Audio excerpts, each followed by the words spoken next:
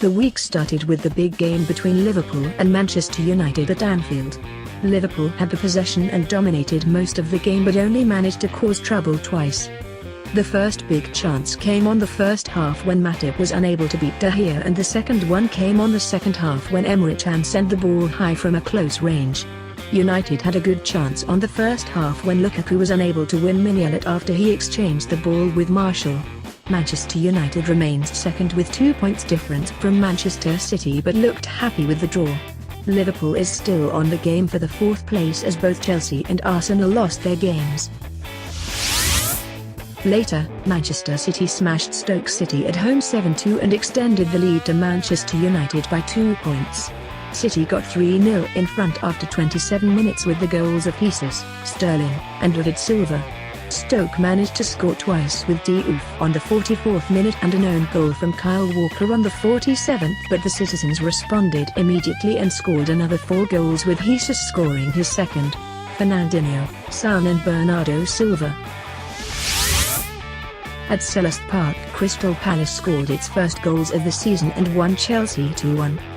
The own goal of Azpilicueta on the 11th minute was a relief for Crystal Palace as they finally managed to score a goal. Chelsea responded almost immediately with Bakayoko, but Wilfried Zaha put his team back on the lead just before the break. On the second half, Chelsea was unable to find the net and Crystal Palace got its first win of the season. For sure, Chelsea will have to work too hard in order to get back in track for winning the Premier League, while Crystal Palace can have a big boost after this win and win more vital points which will see them out of the dangerous zone. Burnley and West Ham ended on a 1-1 draw at Turf Moor, with the visitors playing for more than an hour with 10 players. West Ham got in front with Antonio on the 19th minute and confidence looked to be high for the Hammers. Andy Carroll got booked twice inside 2 minutes and left his team with 10 players on the field. West Ham had good chances with Antonio for a second, but it was Burnley that gradually made its way towards the opposition's area. Gudmundsson hit the post on the 62nd minute, but Burnley's pressure finally paid off with a header of Chris Wood on the 85th minute. Swansea managed to win its first home game of the season after 3 failed attempts. The hosts had a good game against Huddersfield and secured a 2-0 victory with both goals coming from Tammy Abraham. It was a very vital win for Swansea, which reached 8 points and got out of the relegation zone. Huddersfield had a poor game but is still ahead of Swansea and for the moment looks okay. It will definitely need to collect more points, however, in order to feel more comfortable on the battle of relegation. A goal from Christian Eriksen on the 47th minute was enough for Tottenham to win its first Premier League game at Wembley against Bournemouth. Against a very tight and organised defence, the Spurs struggled to find clear opportunities and even faced the possibility of conceding goals from the counter-attacks. 2 minutes after the break, however, the Danish midfielder found the net, a score that remained until the end. For the moment, Tottenham looks to be the only team that might cause troubles to the teams of Manchester, as every other club has cut behind.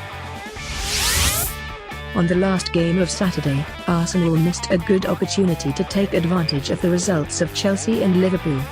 Mertesacker put his team in front on the 39th minute and Arsenal missed good opportunities to extend the scoreline. Troy Deeney, however, equalised for Watford on the 71st minute from the penalty spot, and after that point Watford missed opportunities for a second. Cooper hit the post on the 83rd minute, but Tom cleverly found the net on the 92nd.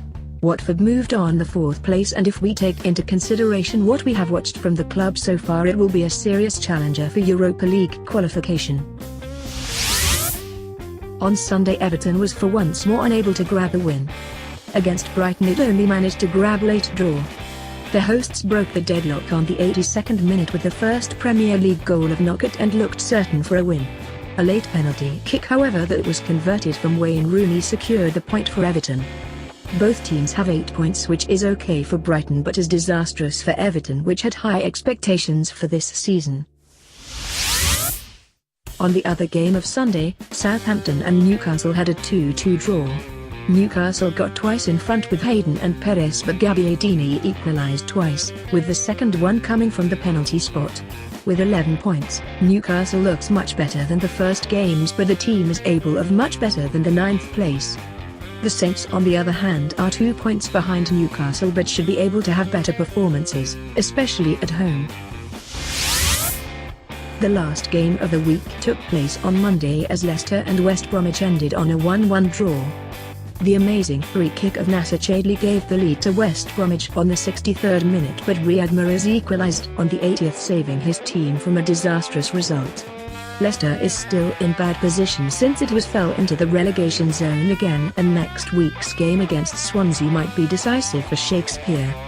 10 points and 10th place for West Brom, which looks fine for the moment, especially if we take into consideration that the team lost just 2 games so far.